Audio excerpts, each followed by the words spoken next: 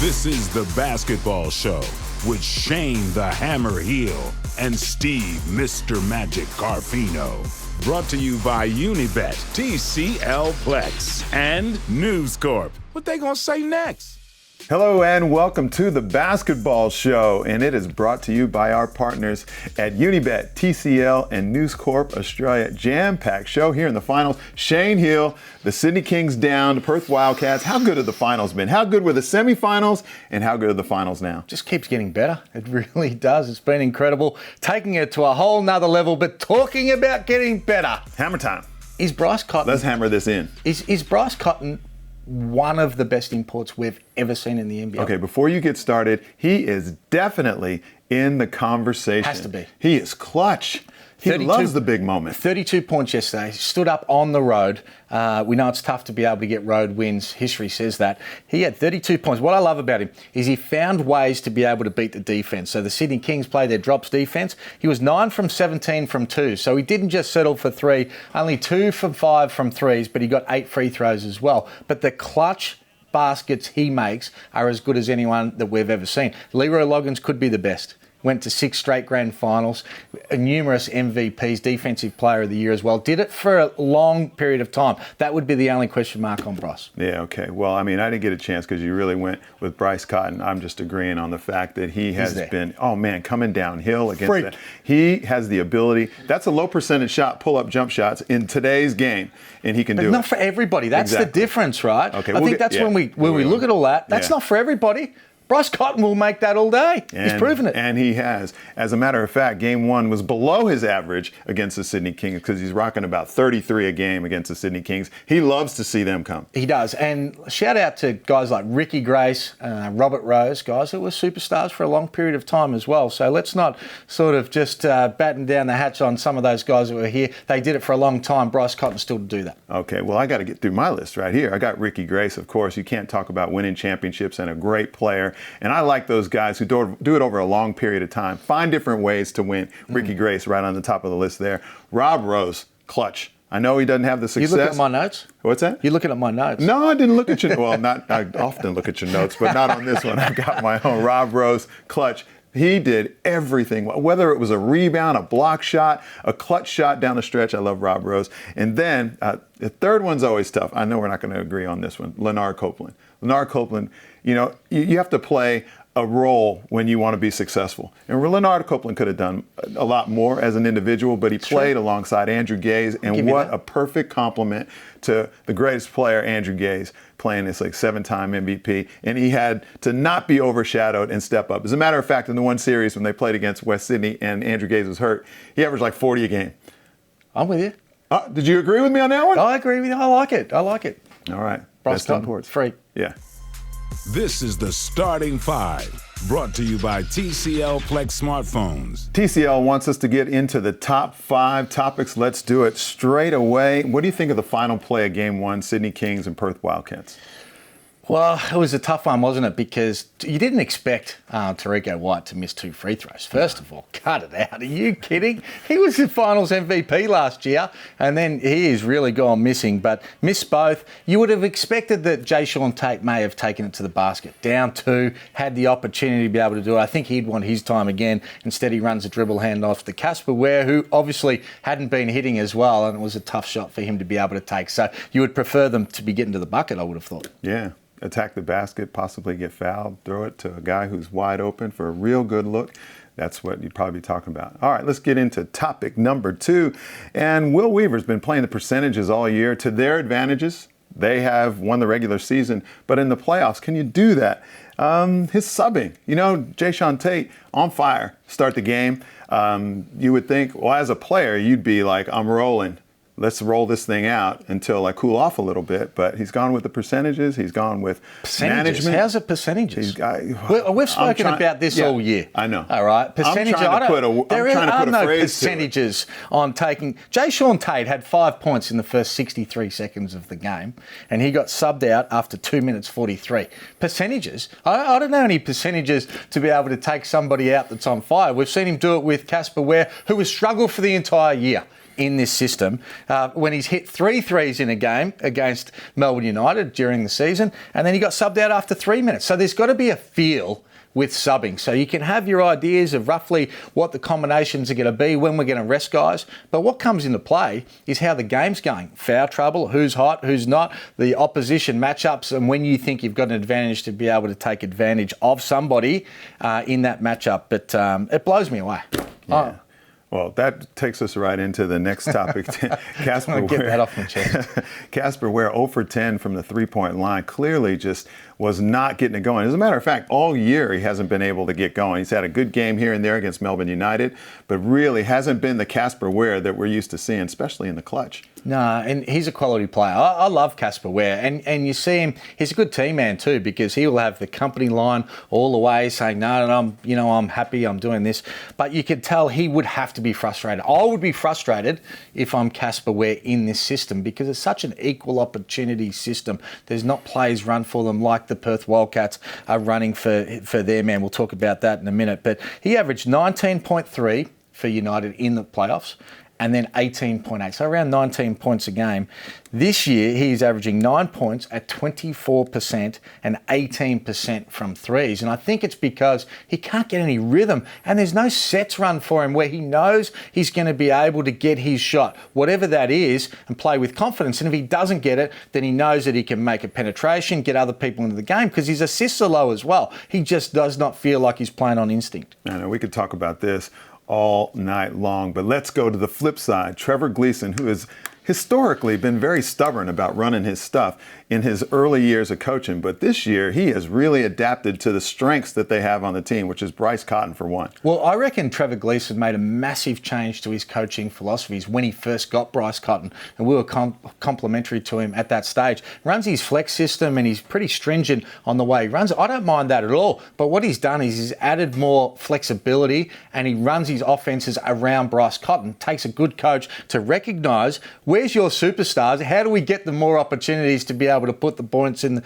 points on the board? And he does that, and then everybody else plays off him. Everyone's comfortable within their roles. They know exactly what they're going to get. He's a nightmare to defend, and the system that Trevor Gleeson has created has made it more difficult for opposition teams to shut him down. Well done, Trev. Okay, I agree with that, and I'll just say two names: Dean Smith and Michael Jordan. He changed his coaching when he had the greatest player to ever play in the game. You've got it. Oh, yeah, absolutely. And speaking of good games, Aaron Baines, on fire. Not just on fire with his game, but outside the three-point line. He has really added that to his game. I love the fact that a big fella in his 30s can evolve his game to the modern-day game. So when he first came out of college and he was playing as a pro, he was a paint guy. Very rarely came out. Now he's evolved. He hit 9 threes, 9 from 14 threes is absolutely unbelievable. He had 16 boards to go with it. His game is evolving. And shout out to Daly as well. 14 assists. Give my man some opportunity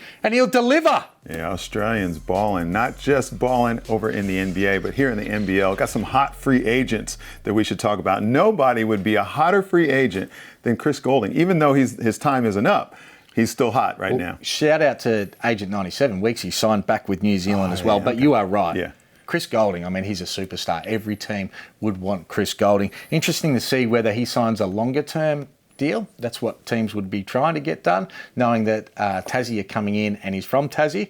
So whether he just signs 1 year and keeps his options open. Kawat Noi, another one that's going to be sought after. Great player. Oh, yeah. Oh, man. He'll be... He's a quiet achiever. You know, he's talking about he's going to be the best rookie since Joe Ingles, and he hasn't said a word since. He's just been backing it up with his play. I love that. He's been good. Shea Ili, you would expect he had a great final series. You'd expect Melbourne would take care of that. Especially if your team needs a defensive cornerstone. And every team needs that. And Sean Bruce has been exceptional. Expect him to get a significant pay rise. Come on, Paul Smith. Put your hand in your pocket and pay him. You got to steal this year. All right, speaking of guys that need to get paid, how about the free agents that are imports? You got to be talking about Cairns. Well, they have been a feeder team to the other teams. Well, we love Cairns and Mike Kelly. We've stroked them all year, but they are a house of cards. Not on their system, because they'll always be able to get their system. But I've got Machado at the top of the list for free agents. He is going to be the most highly sought after player on the free agency, particularly for the imports. I've got Scotty Hobson at number 2 because He is a game winner. He was exceptional. I've got Cam Oliver, number 3. Some might disagree with that order, but I stand by it. Cam Oliver. And then I've got Lamar Patterson and Tate after that for free agency of our imports. All those guys are going to get significant pay rises and should. Oh, those are all great players. I've just got Scotty Hopson at number 4. I got Cam Oliver at number 2. Yep. I just think that the center position, the ability to pick and pop, and a guy that grabs that many rebounds, even when he's shooting the ball from the three-point line, he's a monster. Yeah, definitely. All right, let's go to the courtside commentators who are on fire every week, but this week in particular because they're talking about a great series. Paulo Kennedy first. Well, if you look around the world of coaching, what you'll notice is the younger a coach is, the more he tends to be wedded to his philosophies. And have a look at Will Weaver, very talented coach, very knowledgeable, but quite early on in his coaching journey, and he's strongly wedded to the way he wants his team to attack and defend. And his defense is built around the percentages, getting opponents to take what are traditionally lower percentage shots. And that's great along the course of the regular season. But you know what?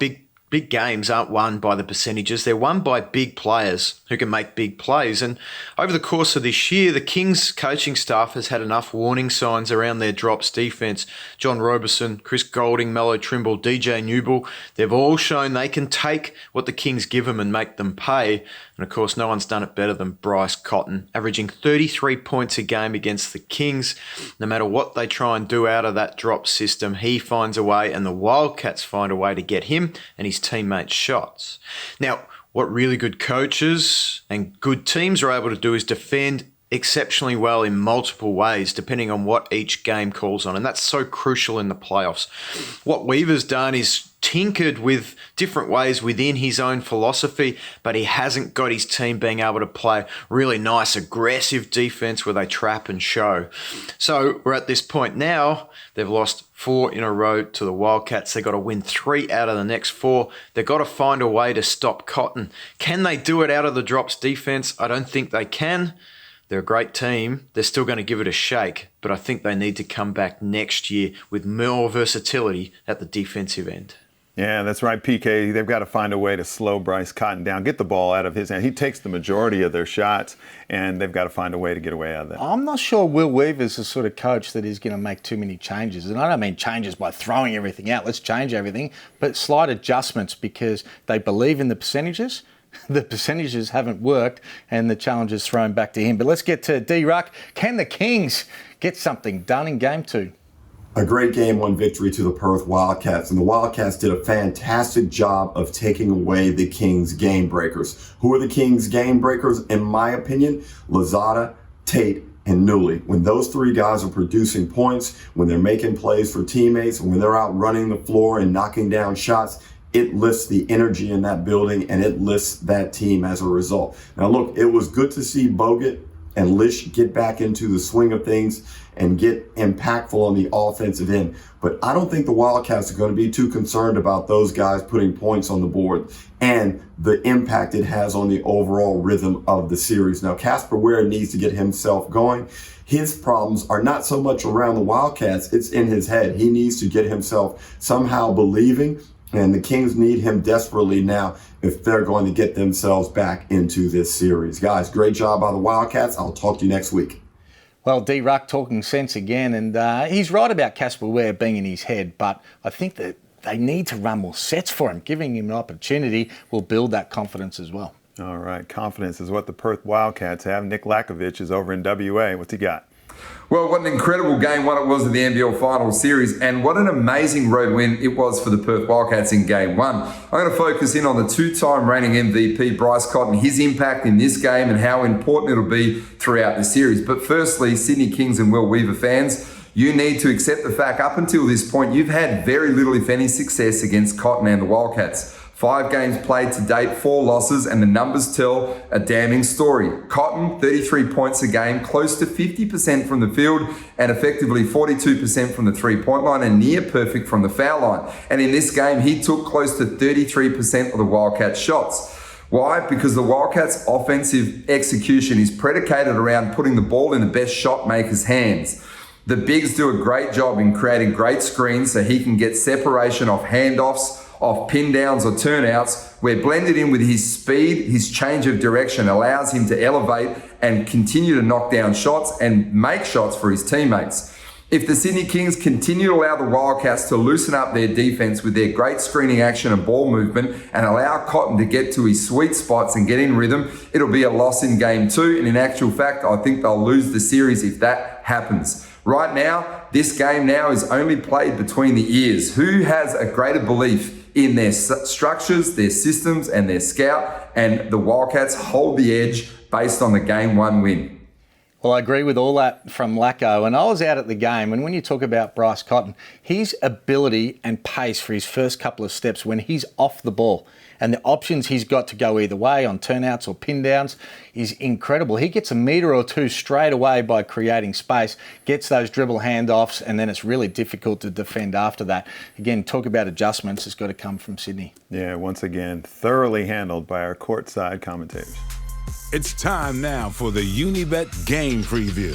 Who's hot? Who's not? Yes, our Unibet preview is down to 2 teams, but as a 5-game series, Perth Wildcats get the first crack and get a win on the road against the Sydney Kings. Massive win. Oh, man. Massive win. It was huge. Clutch. Incredible. Bryce Cotton, again, just doing it. But game 2, who do you like? Well, I think you have to favour Perth, but Sydney will still take some confidence. You got to look back midway through that third quarter. They had a significant lead, the Kings, and things were really rolling for them. They got great contributions from Bogut, the first time in a while that he's really played up to his sort of level. Lish and Bruce as well. Lish hadn't scored double figures, I think, since game 1 of the regular season. Obviously missed a big chunk. Bruce hadn't scored double figures for 10 games. So there was a big contribution for them, but they're going to need Jayshawn Tate and obviously Casper Ware to really come to the party and put points on the board. And we've spoken about the fact that there needs to be an adjustment of how they play Bryce Cotton, because he is just saying, you want to play defense like that? I'm just going to continue to attack, and I'll take long twos or elbow twos all day against your pick and roll defense. Yeah, that's pretty scary. But the Sydney Kings, all kind of talent. They're playing. Nobody expects them to win, and that's a dangerous situation. The Sydney Kings have put some good basketball together, especially to get to in game 3 against Melbourne United. No one expected them to bounce back from a 50-point loss, and they did. Well, they got more talent than anybody else in the league. We know that. They were the best team in the regular season. They played the percentages in a certain style to be able to get them to that level. But I think it's just about adjustments now and different things that they can put in to be able to get their best players' confidence. A couple of little adjustments at the defensive end. And they've got all the talent in the world to be able to cause an upset. I don't think they will. I'm going for the Perth Wildcats, but I'm certainly not writing off the Sydney Kings either. All right, and that one's on Friday night, game 2, and then backed up. Game 3 could be a clincher for the Perth Wildcats, but game 3 is played on Sunday in Sydney. Who do you like that one? If it goes Perth, and then Sydney. I think Sydney can win game 3. And a big shout out to the Sydney Kings too. They had 11,800 or so to that game. It was their third home game that they played in 1 week. Unbelievable numbers to be able to sell that many tickets in 1 week. This could be the biggest grand final attendance of all time, because obviously the 2 biggest venues as well, they'll sell out in Perth, we know that. And it might even be the last time they get to see them if Perth swept, so they'll certainly sell out in that game. All right, 15 years ago, the Sydney Kings won their last grand final, but it was 17 years ago they won their first grand final with yours truly playing there, but it was a special moment for another reason. Well, it's my big girl, Ashley here, 25 today, so brought back some memories with her with the championship trophy as we came back from shellacking those Perth Wildcats, swept them in 2 games, and she was at the airport to be able to get a photo with the trophy with Dad. Great memories and all the rest of it. So yeah, a little bit of me time there. I know. Happy birthday, darling. Still my baby. I do remember that, and she said on camera with the audio, "I love you, Daddy." God love her. She still does. Well, let's get straight into our NBA preview. Shane, of course, brought to you by Unibet. The Denver Nuggets are at Dallas. The NBA is heating up. Only 20 or so games before the playoffs. I'm going to go with Dallas at home. They need to start getting a little bit of run. We know Denver's a good team, but play a little bit better at home than they do on the road. So Dallas 1-10 for me. All right, the Boston Celtics at Milwaukee. Or as they say in Wayne's World, Milwaukee High. the Greek Freak, I don't know what they say in Milwaukee, but I believe it. The Greek Freak, he's missed a few games on the road, so whether he's back on Friday, look for the markets on that. If he's out, I'd be taking Boston. If he's in, he is such a big swing to everything that goes on. I'd be backing Milwaukee at home. I tend to agree with you because when I go with you, I tend to win money. There you go. Right. I like to win money. Stay with me. All right. The Nets, who have lost their coach, are playing against the LA Clippers. Bit harsh too, I thought. At the Staples Center. I thought he'd done a pretty good job to be able to get them to the level they had. A lot of injuries this year as well. But the Clippers, they lost to the Lakers. That would have stung. They're going to have to bounce back a few days later. So I'm going to go the Clippers. I think they'll win 11+. I think they'll blow them out if they've got a full team. All right, that's it. You got it right there. Have I covered all the NBA? I think we got it. Okay, and we've covered all the NBL? We got it. We got it all covered on the basketball show. That's about all the time we have. You can subscribe to our show, Apple Podcasts, of course. Thanks to our sponsors, Unibet, TCL, and NewsCorp Australia. Not quite a record this week. No. But we were right up there. We were peppering it again, but only 6 days between the last shows. So next week. All right, I get confused on this. If there is a sweep, and we don't think there's going to be a sweep, if the Perth Wildcats sweep the Sydney Kings, then are we coming back? Next week's our last. Next week, our last show, All if there's a sweep. But we'll stay tuned for that. We don't think that'll happen. We think Perth will win Game 2, Kings will win Game 3, and then it'll be back to Perth. All right. That's what we think. And that's the breakdown, and we'll see you then. This is a co-production by NewsCorp Australia and Closer Sport.